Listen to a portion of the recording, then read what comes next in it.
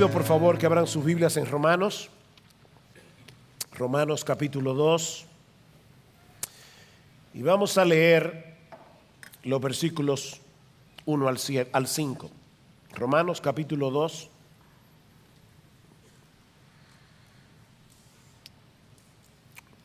versículos 1 al 5. Antes de leer, vamos a orar y de paso orar también por Salvador, que esta tarde a las 6 tiene la encomienda de seguir con la serie de Apocalipsis. Están todos invitados. Esta noche nuestro hermano estará predicando de Apocalipsis 17, Miss Babilonia y el poder de su seducción. Vamos a orar por nosotros aquí ahora, vamos a orar por Salvador en esta tarde. Padre, nosotros queremos darte gracias por habernos permitido cantar el Evangelio, cantar acerca de las glorias de nuestro Salvador, proclamar que nuestra esperanza se encuentra únicamente en Él y en la bendita sangre que Él derramó en la cruz del Calvario. Nosotros queremos rogarte, Señor, que ahora nos permita seguir proclamando ese mismo Evangelio a través de la predicación de tu palabra, y a la vez te rogamos también porque Salvador en esta tarde haga exactamente lo mismo, predicando de Apocalipsis 17. Oh, prepara nuestros corazones, Señor, para recibir tu bendita palabra que es viva y eficaz, porque te lo pedimos en el nombre de Jesús. Amén. Romanos capítulo 2. Por lo cual no tienes excusa, oh hombre, quien quiera que seas tú que juzgas, pues al juzgar a otro, a ti mismo te condenas, porque tú que juzgas practicas las mismas cosas. Y sabemos que el juicio de Dios justamente cae sobre los que practican tales cosas. ¿Y piensas esto, oh hombre, tú que condenas a los que practican tales cosas y haces lo mismo, que escaparás al juicio de Dios? ¿O tienes en poco las riquezas de su bondad, tolerancia y paciencia, ignorando que la bondad de Dios te guía al arrepentimiento? Mas por causa de tu terquedad y de tu corazón no arrepentido, estás acumulando ira para ti en el día de la ira y de la revelación del justo juicio de Dios. Hay algunas personas que creen que si algo bueno tiene la fe cristiana, y algunos de ellos adversan el cristianismo, pero piensan, pero si algo bueno tiene la fe cristiana es que indudablemente promueve un elevado estándar moral. Es bueno, dicen ellos, que se propague el evangelio después de todo, porque eso trae como resultado un aumento en los niveles de decencia, y eso es algo que nuestra sociedad necesita urgentemente. Irónicamente, es por esa misma razón, por pensar así, que muchos no sienten ninguna necesidad del evangelio, porque ellos presuponen haber alcanzado un nivel bastante aceptable moralmente hablando. Debemos llevar el evangelio a los delincuentes, a los criminales, a los drogadictos, a las prostitutas, porque es evidente que ellos sí necesitan lo que el evangelio ofrece, pero hay un sector de la sociedad lo suficientemente bueno como para que perdamos el tiempo tratando de evangelizarlos. Es como llevar un operativo médico en medio de un grupo de personas que goza de un excelente estado de salud. Sin embargo, lo que Pablo nos demuestra en la carta a los romanos, que comenzamos a estudiar hace unas semanas atrás, es que no hay un solo ser humano en todo el planeta Tierra que no necesite del Evangelio, porque todos nos quedamos muy cortos de alcanzar el estándar de la justicia de Dios, porque Él es un Dios perfectamente justo.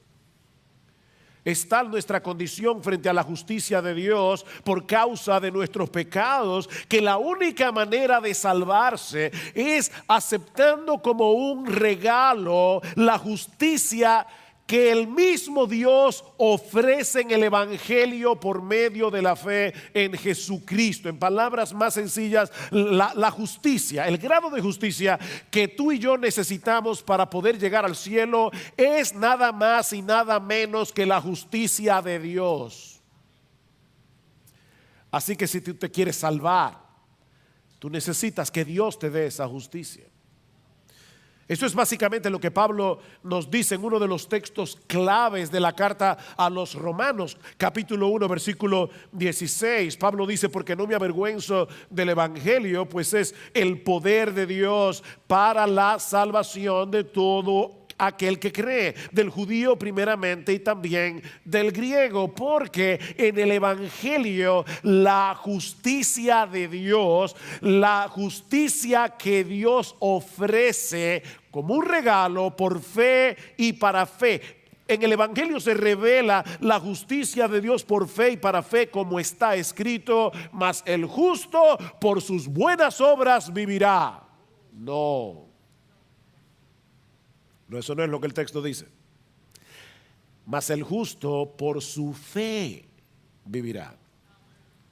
Esa es la buena noticia del Evangelio, que Dios ha provisto en Cristo la justicia que tú y yo necesitamos y de la cual podemos apropiarnos únicamente por medio de la fe. Fuera de esa justicia, dice Pablo, todos estamos bajo la ira de Dios por causa de nuestros pecados. Noten el versículo 18, ahí mismo, después de decir que en el Evangelio se revela la justicia de Dios, ahora Pablo va a explicarnos por qué necesitamos esa justicia. Versículo 18, porque la ira de Dios se revela desde el cielo contra toda impiedad e injusticia de los hombres que con injusticia restringen la verdad. ¿Cuál verdad? Porque lo que se conoce acerca de Dios es evidente dentro de ellos, pues Dios se lo hizo evidente, porque desde la creación del mundo sus atributos invisibles, su eterno poder y divinidad se han visto con claridad, siendo entendidos por medio de lo creado, de modo que no tienen excusa.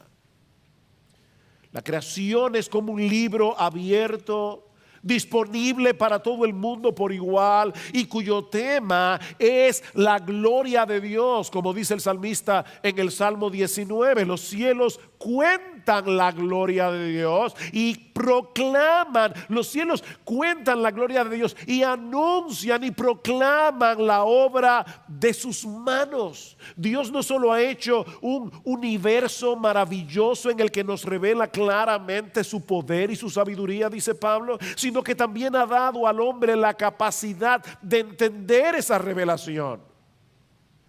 La evidencia está ahí a los ojos de todo el mundo.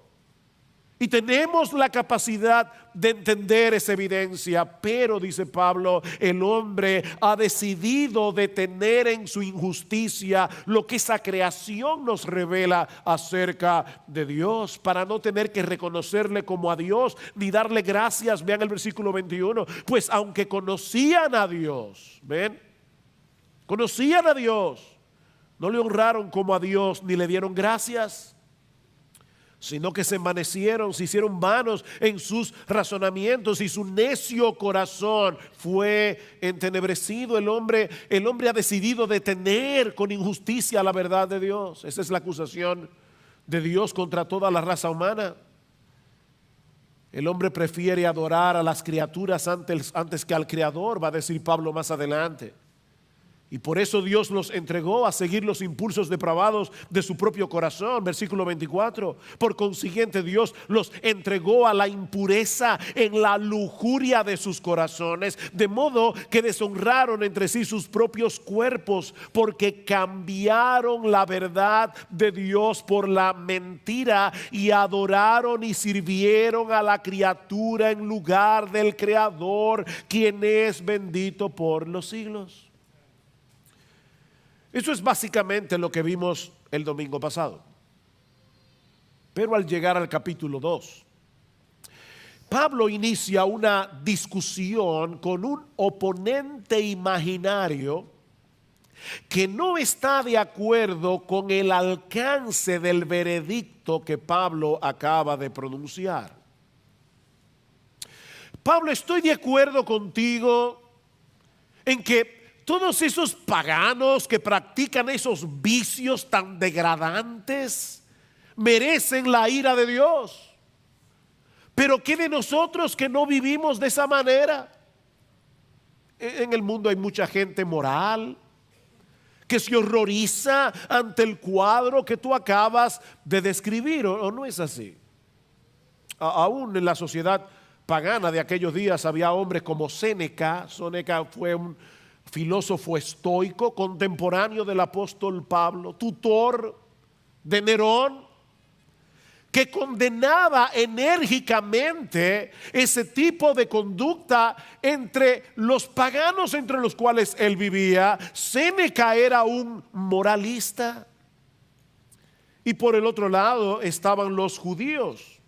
Y ustedes pueden estar seguros que cuando Pablo comenzó a condenar los pecados de los gentiles, los judíos que estaban allí decían: amén, amén.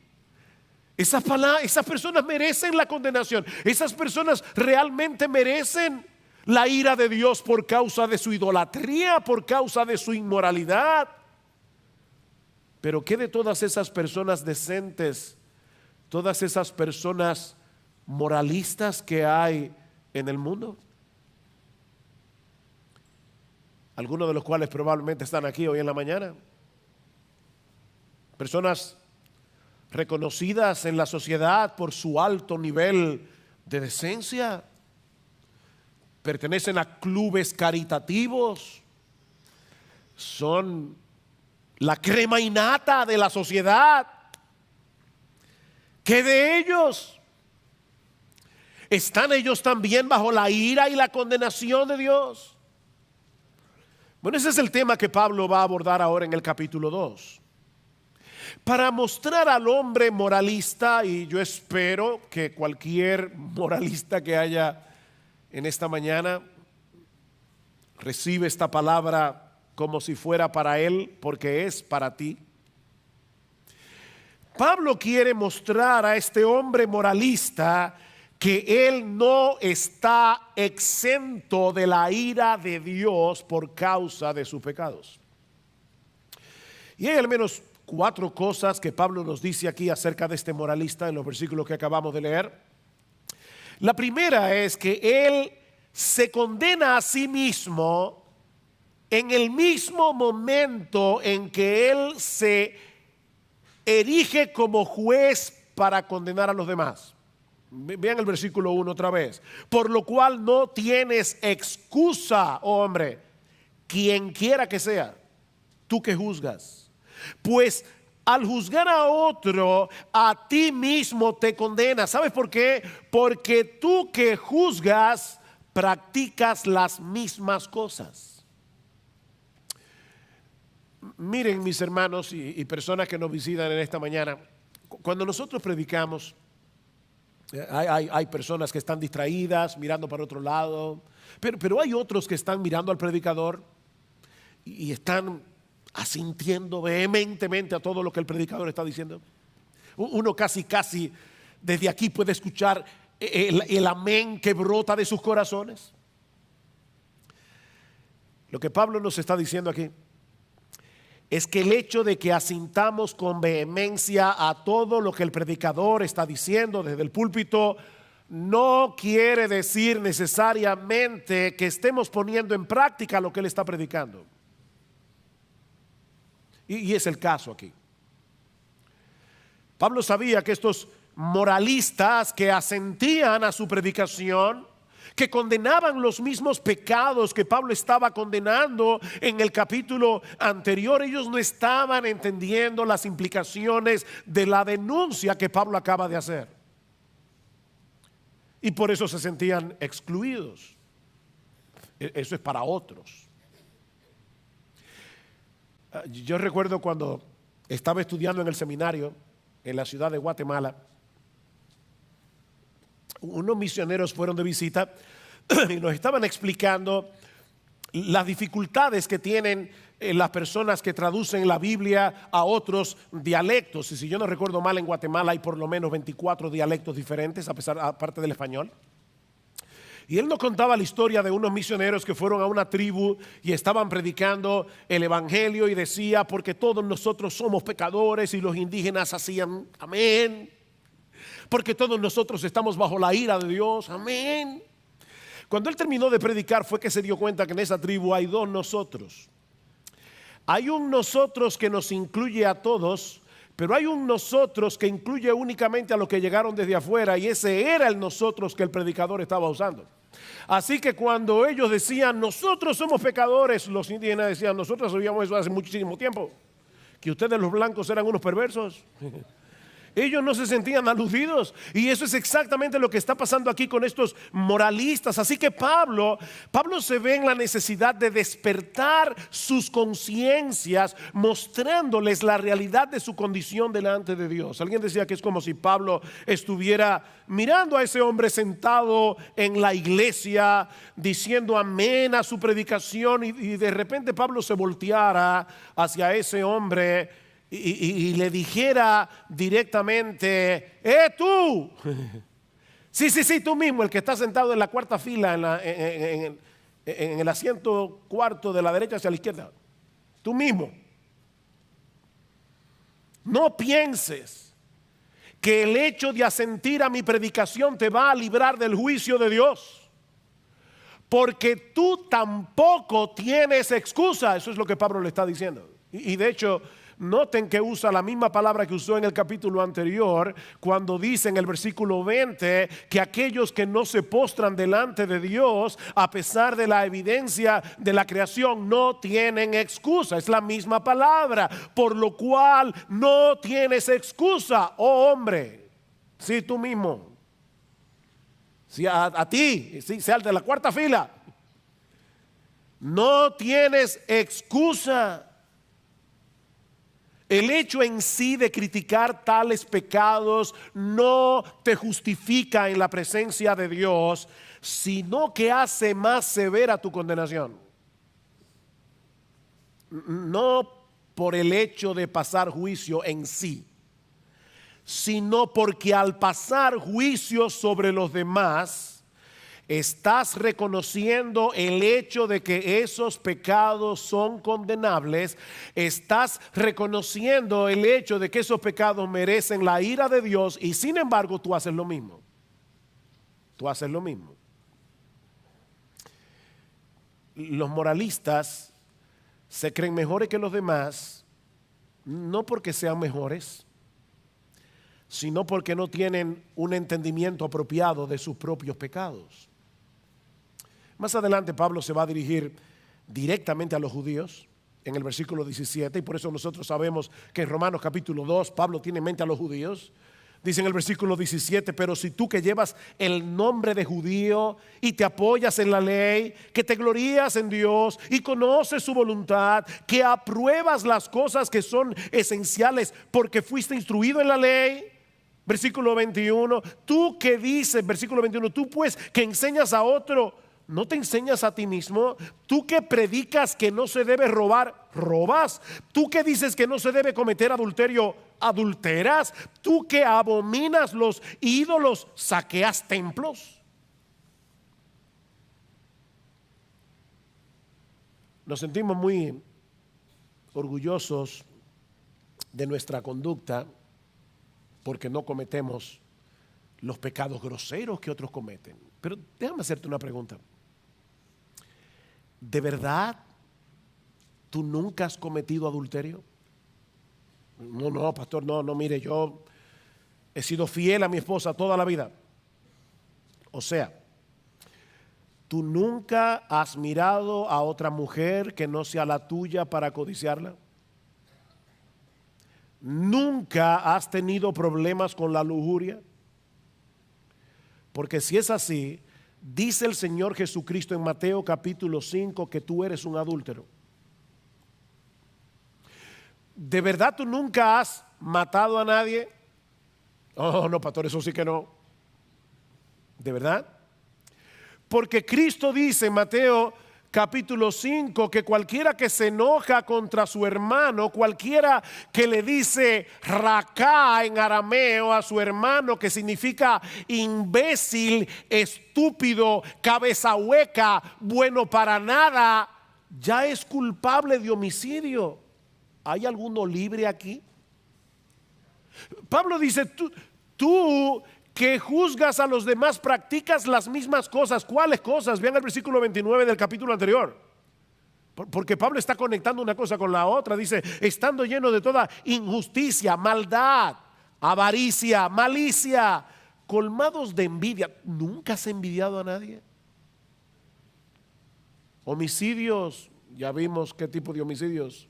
Pleitos, nunca ha tenido un pleito con nadie. Engaño, malignidad, chismoso, nunca tú has chismeado. Tú nunca has hablado mal de nadie a sus espaldas. De verdad, de verdad.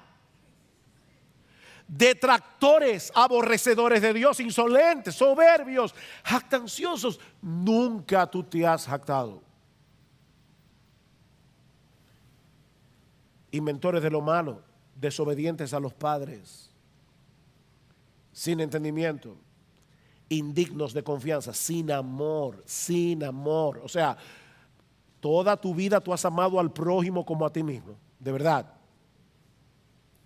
de verdad. Mira, si nosotros tuviéramos una entrada de USB en el cerebro y te conectáramos con esa pantalla y todo lo que tú has pensado en las últimas 24 horas se proyectara ahí, tú no pasarías ni 5 minutos en este edificio. ¿O no es así? Si lo que ha pasado en tu vida, óyeme bien, en las últimas 24 horas, todo lo que tú has hecho en secreto, todo lo que tú has pensado, se proyectara en esa pantalla, tú no permanecerías en este edificio ni 5 minutos. Yo te lo aseguro.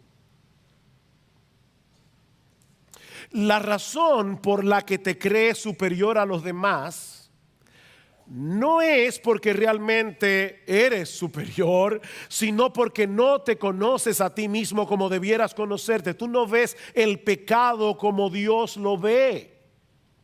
Puede ser que tus pecados sean más honorables y respetables que los de muchos que viven en un lodazal abierto de maldad. Pero ¿sabes qué, mi amigo? En el día del juicio no serás juzgado por tu fachada de decencia. En el día del juicio serás juzgado por lo que hay en tu corazón. Esas pantallas estarán en el día del juicio. Mira lo que dice Pablo en el versículo 2. Y sabemos que el juicio de Dios justamente cae sobre los que practican tales cosas. La Biblia, la versión Reina Valera lo traduce más literalmente cuando dice más: sabemos que el juicio de Dios contra los que practican tales cosas es según verdad. Eso es lo que dice el texto literalmente. Ese juicio es conforme a la realidad. Tus obras serán expuestas algún día en el tribunal de Dios. Pablo dice en Romanos capítulo 2 versículo 16 que en ese día, oye bien, Dios juzgará los secretos de los hombres mediante Cristo Jesús. Piensa allí sentado en ese secretito. que tú no quieres que nadie conozca de ti. Porque en ese día, ese secretito será expuesto. Pablo dice, el autor de la carta a los Hebreos nos dice en Hebreos capítulo 4, versículo 13, que todas las cosas están desnudas y abiertas a los ojos de aquel a quien tenemos que dar cuenta. Tu vida es un libro abierto delante de Dios. Es por eso que Pablo dice en nuestro texto de Romanos que el juicio de Dios es según verdad. En otras palabras, cuando Dios pase juicio contra el pecado del hombre, será en plena conformidad de los hechos. Nadie, absolutamente nadie, podrá decir nada en su defensa, porque nuestro Dios es omnisciente. Él ve lo que nadie ve. Él conoce tus pensamientos, Él conoce tus motivaciones. Él conoce las cosas que haces en secreto. Él conoce aún lo que debiste haber hecho y no hiciste. Dios lo conoce y lo juzgará. Por eso dice Pablo, no tienes excusa. Y la palabra allí es apología. No tendrás argumento en el tribunal de Dios. Estarás allí de pie delante del juez sin ninguna excusa. Ahora déjenme aclarar, y eso es importante antes de pasar al próximo punto, que es evidente que Pablo no está condenando a los moralistas porque tengan el discernimiento de pasar juicio en contra del pecado, porque eso es precisamente lo que Pablo está haciendo en este pasaje. O sea, no es el hecho de que tú puedas ver un pecado y juzgarlo como un pecado lo que te hace pecador delante de Dios, no. Lo que él está condenando del moralista es que este hombre sea incapaz de ver su propio pecado en la misma dimensión en que él ve los pecados de los demás. Y ¿saben qué, mis hermanos? Y hablo ahora a los miembros de Iglesia Bíblica del Señor Jesucristo. Es lamentable que muchos que profesan ser cristianos caen en esa misma trampa y por eso son tan hipercríticos. Hay cristianos que son hipercríticos. Viven juzgando a todo el mundo. Mira, cuando una persona es hipercrítica, no crítica, hipercrítica, esa persona puede que esté revelando una de dos cosas.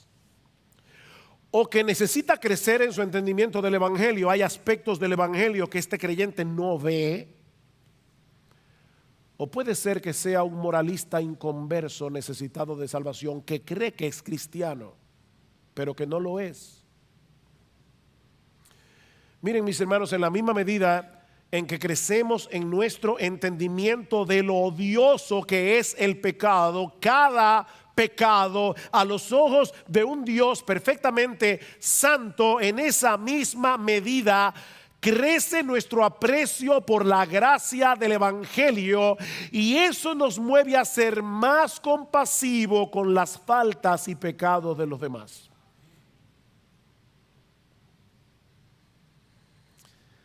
Si tú estás creciendo en el evangelio, necesariamente deberías estar creciendo en humildad. Deberías estar creciendo en tener un espíritu compasivo para con aquellos que caen.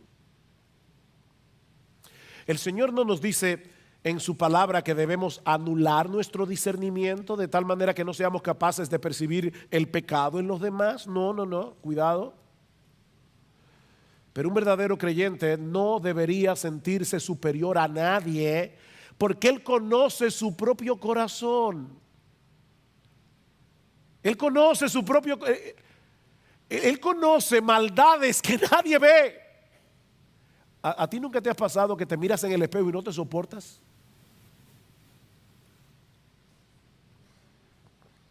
Él sabe que si alguna virtud se ha podido desarrollar en su vida cristiana es únicamente por la gracia bendita de Dios. Eso es lo que hace el Evangelio. Es como dice Pablo en 1 Corintios capítulo 4 versículo 7, ¿quién te distingue? ¿O qué tienes que tú no hayas recibido? Y si lo recibiste, ¿por qué te glorías como si no lo hubieras recibido? Estos moralistas hipercríticos se estaban condenando a sí mismos. Pero Pablo señala otro problema del moralista en este pasaje. Y es el hecho de que este hombre alberga en su corazón la idea de que él va a poder escapar del juicio de Dios. Noten lo que dice el versículo 3. Y piensas esto, oh hombre, otra vez, sí tú, el de la fila 4. Por favor, no sé la fila 4 no sé cuál es, pero no te sientas aludido, es simplemente una ilustración. Ok, pero sí tú mismo. Y piensas esto, oh hombre, tú que condenas a los que practican tales cosas y haces lo mismo, que escaparás al juicio de Dios. Es muy probable que Pablo estuviera pensando aquí no únicamente, pero primariamente en los judíos. Como vimos ya más adelante, Pablo va a identificar a los judíos en el capítulo 2, porque los judíos pensaban, muchos de ellos, que estaban bien con Dios por el mero hecho de ser judíos. Nosotros somos los escogidos, la nación del pacto. Es por eso que Juan el Bautista, cuando vio a unos fariseos que venían a bautizarse, les dijo: generación de víboras. Eso me recuerda una vez que Wesley estaba predicando en un lugar donde estaba lleno de gente noble de Inglaterra, y el texto que escogió fue ese: oh generación de víboras, ¿quién nos enseñó a huir de la ira venidera? Y una señora al final se le acercó y le dijo: señor Wesley, usted debió haber predicado ese texto en los barrios bajos de Londres, pero no aquí. Y Wesley le dijo: señora, si yo hubiera estado predicando en los barrios bajos de Londres, habría escogido el texto: venid a mí todos los que estáis trabajados y cargados. Pero ustedes necesitan escuchar del evangelio, que son una generación de víboras. ¿Quién nos enseñó a huir de la ira venidera? Haced pues frutos dignos de arrepentimiento, le dice Juan. Y Juan conocía la mentalidad. No penséis decir dentro de vosotros mismos: a Abraham tenemos por padre, porque yo os digo que Dios puede levantarle hijos a Abraham aún de esas piedras. Ellos creían que por el mero hecho de pertenecer a la nación que descendió físicamente de Abraham, eso era una especie de póliza de seguro contra la ira de Dios. El Señor hizo un pacto con Abraham y nosotros somos sus descendientes, así que no hay de qué preocuparse. No, les dice Pablo, ustedes tienen toda la razón del mundo para preocuparse.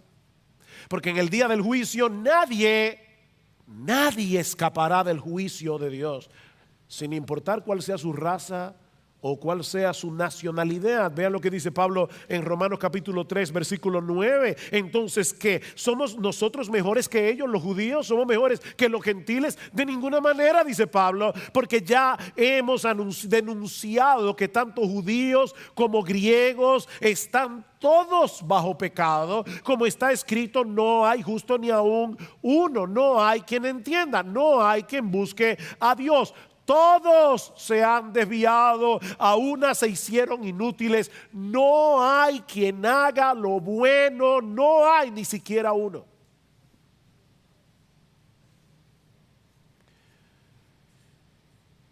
Y luego en el versículo 20 dice Pablo: por las obras de la ley ningún ser humano será justificado delante de él, pues por medio de la ley viene el conocimiento del pecado. Ningún ser humano, ningún ser humano. Mira, mi amigo, no pienses que por el hecho de que tus padres sean cristianos, niños, escúchenme bien, no piensen ni por un momento que por el hecho de que sus padres sean cristianos, ustedes se van a librar. Esposos, esposas, no piensen que porque sus cónyuges son cristianos en el día del juicio se van a librar. De hecho, déjenme llegar más lejos, mis queridos hermanos de IBCJ, que ni siquiera te pase por la cabeza la idea que el mero hecho de ser miembro de una iglesia cristiana te va a librar en el día del juicio, a menos que te arrepientas de tus pecados.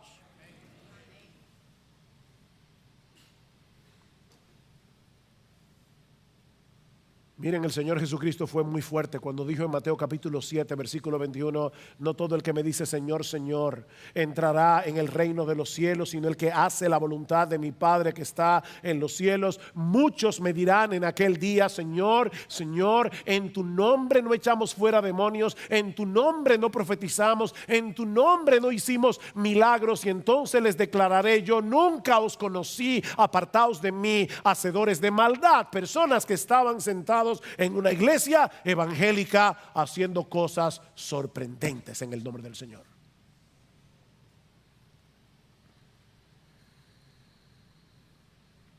No es la membresía de una iglesia lo que va a hacer la diferencia en el día del juicio.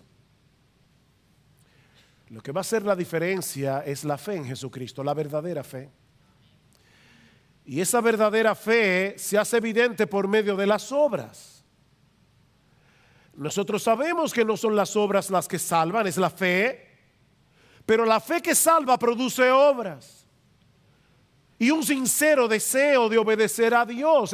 Es por eso que un verdadero creyente vive en pie de guerra en contra del pecado. Y cuando es vencido por la tentación, porque eso va a pasar, se vuelve a Cristo una vez más en arrepentimiento y fe.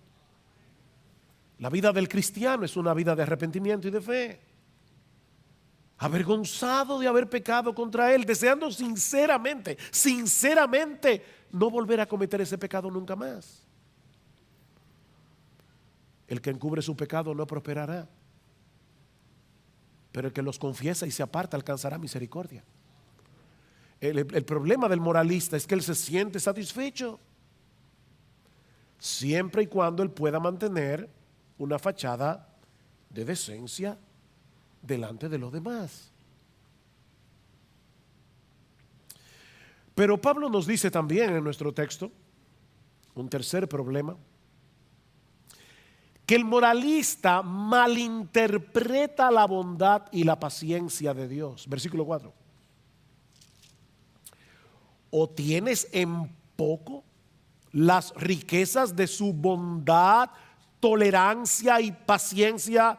Las riquezas, esa palabra cualifica las tres que siguen, las riquezas de su bondad, las riquezas de su tolerancia, las riquezas de su paciencia, ignorando que la bondad de Dios te guía al arrepentimiento.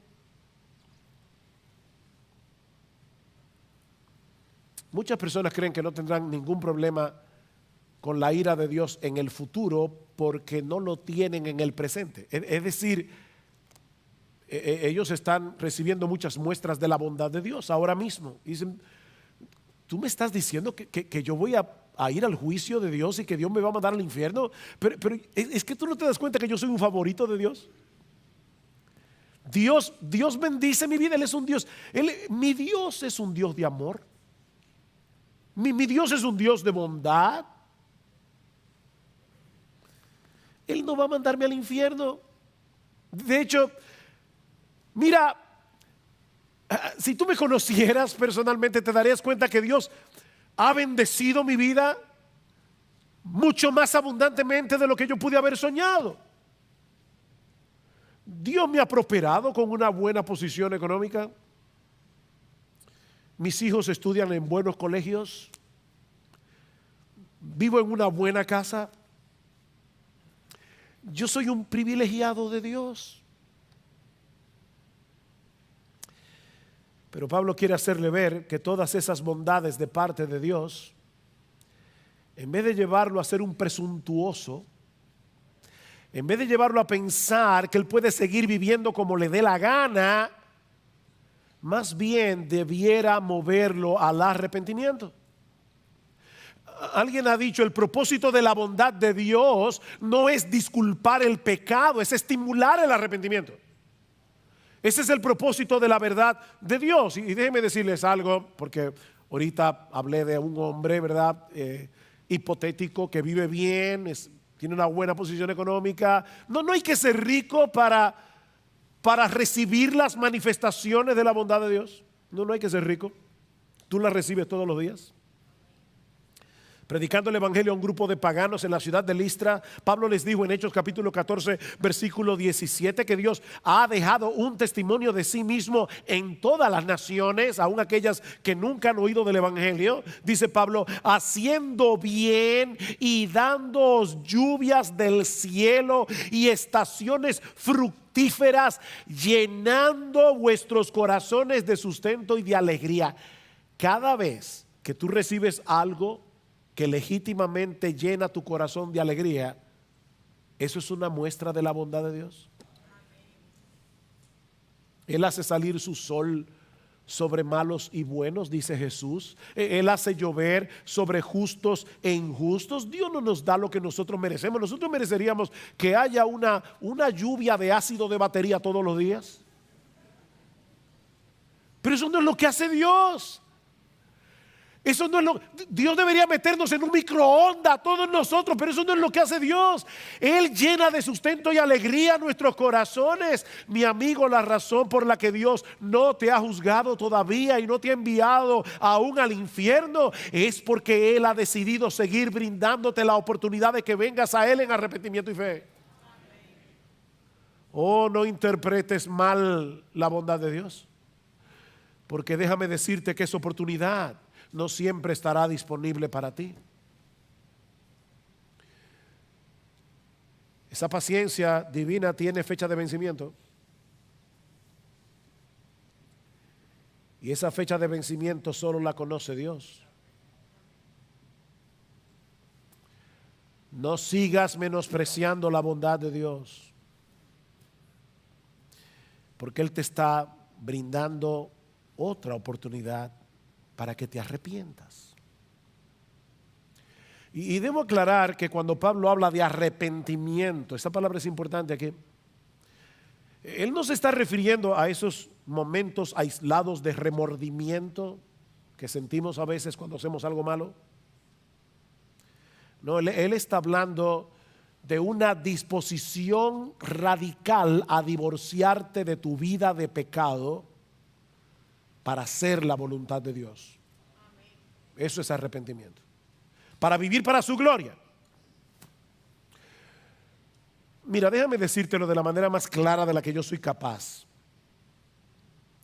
Si nunca te has visto a ti mismo como un pecador que mereces la condenación del infierno y nunca has venido a Cristo avergonzado por tu pecado, suplicándole que te perdone, suplicándole que te libere de esa esclavitud para que tú puedas vivir enteramente para Él, te estás engañando a ti mismo. Si tú crees que eres cristiano y vas camino al cielo, te estás engañando a ti mismo.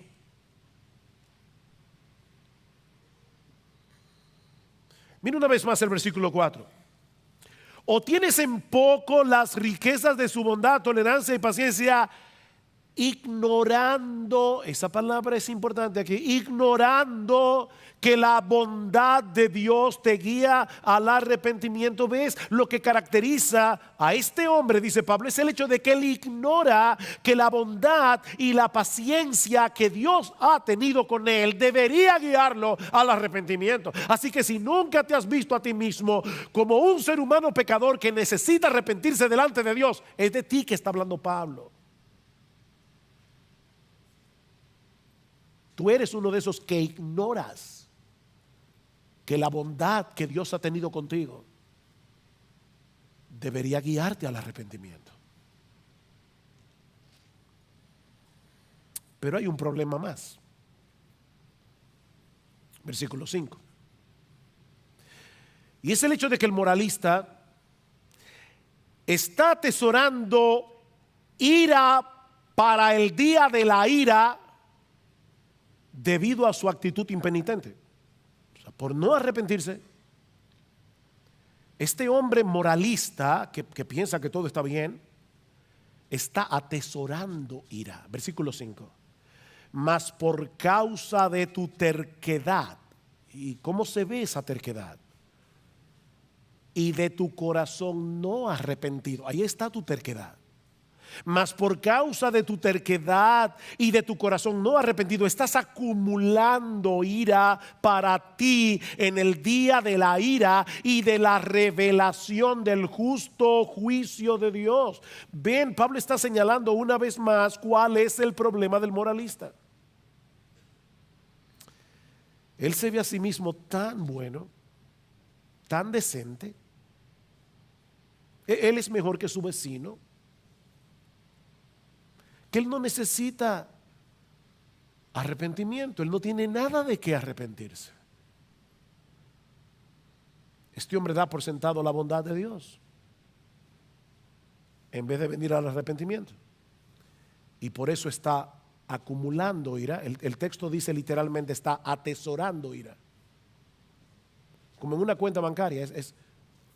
Ustedes han visto esas madres que se desviven por sus hijos, y sobre todo por uno en particular. Lo cuida, lo mima, le da todo lo que necesita, pero ese hijo es un ingrato, no se preocupa por su mamá, le roba. ¿Han visto esos casos? Y la mamá al fin sigue tratando bondadosamente a este hijo. Ella puede estar enferma y él ni la visita. Y esta mujer sigue haciéndole bien. Y uno ve esos casos y uno dice, oye, pero este hombre tiene una madre tan buena, debería arrepentirse. O si tú eres capaz de ver eso, sobre todo si lo estás sufriendo en tu propia carne, pero tú no eres capaz de ver lo que tú estás haciendo con la bondad de Dios. Y por esa terquedad y por tu corazón no arrepentido, tú estás atesorando ira. Tú estás acumulando ira. Mi amigo, el hecho de continuar en impenitencia sin arrepentirte a pesar de la bondad que Dios ha tenido para contigo, te está llevando a acumular más ira cada vez. La bondad de Dios, la paciencia de Dios, es como una represa que por el momento está impidiendo que caiga sobre ti todo el torrente de la ira de Dios. La represa todavía está ahí. Pero no olvides, mi amigo, que detrás de esa pared el agua se sigue acumulando día tras día, día tras día por causa de tus pecados. Y que el día llegará cuando esa pared será removida y ese diluvio de la justicia de Dios caerá sobre ti si no te acoges a su misericordia en Cristo cuando todavía hay tiempo para arrepentirse. Esto es serio. Estás acumulando ira.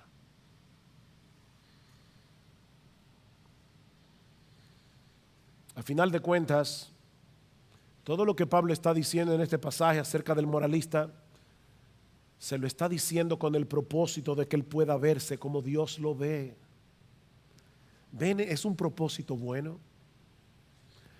Mi propósito en esta mañana no es molestarte. No, mi propósito es que tú puedas verte a la luz de la palabra de Dios para que vengas a Cristo cuando todavía hay tiempo. Cuando todavía hay tiempo. Antes de que sea demasiado tarde. Y yo creo que Pablo, probablemente escribiendo este pasaje, y esto es estoy aquí especulando, pero probablemente estaba pensando en su propia historia. Porque Pablo fue uno de estos moralistas que finalmente tuvo que ver su propia condición en la presencia de Dios. ¿Recuerdan el texto que se leyó al principio de este servicio de adoración? Pablo decía, mira, si hay alguien aquí que tiene de qué confiar en la carne, si hay alguien aquí que tenía algo de qué confiar en mérito propio, será yo. De hecho, Pablo llega a decir en ese pasaje que en cuanto a la justicia que es en la ley, él era irreprensible. Pero cuántas cosas eran para mi ganancia, las he estimado como pérdida por amor de Cristo. Y ciertamente aún estimo todas las cosas como pérdida por la excelencia del conocimiento de Cristo Jesús mi Señor, por amor del cual lo he perdido todo. ¿Qué es lo que Pablo ha perdido? Todo ese pedigrí de decencia en el cual él se gloriaba. Lo he perdido todo y lo tengo por basura por amor de Cristo, por la excelencia del conocimiento de Cristo Jesús mi Señor, por amor del cual lo he perdido todo y lo tengo por basura para ganarlo a Él y ser hallado en Él. Ven, ser hallado en Él, no teniendo mi propia justicia que es por la ley, sino la que es por la fe de Cristo, la justicia que es de Dios por la fe. Oh, mis hermanos, cuánto deberíamos gozarnos en el Evangelio. Porque hablamos de esta pared, esta represa de ira que tú y yo estábamos acumulando por causa de nuestros pecados a lo largo de toda nuestra vida. ¿Sabes por qué nosotros podemos presentarnos delante de la presencia de Dios sin temor? Porque todo ese diluvio de ira que tú y yo merecíamos, todo ese diluvio de ira, Cristo lo pagó.